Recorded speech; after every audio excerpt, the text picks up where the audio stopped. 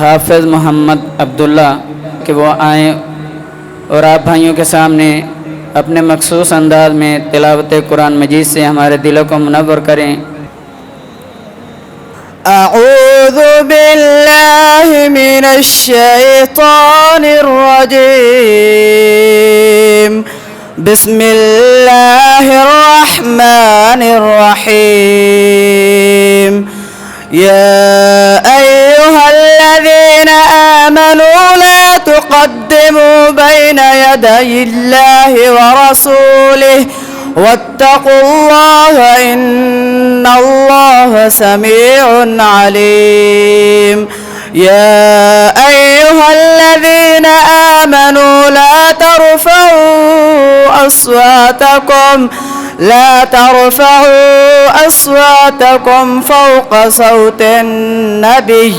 ولا تجهروا له بالقول كجهر بعضكم لبعض أن تحبط أعمالكم وأنتم لا تشعرون إن الذين يغضون أصواتهم عند رسول الله أولئك الذين امتحن الله قلوبهم للتقوى لهم مغفرة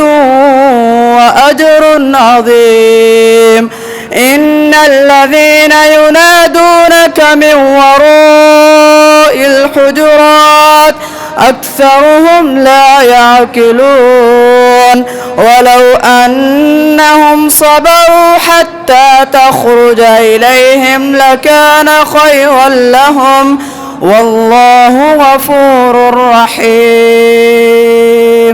السلام عليكم ورحمة الله وبركاته.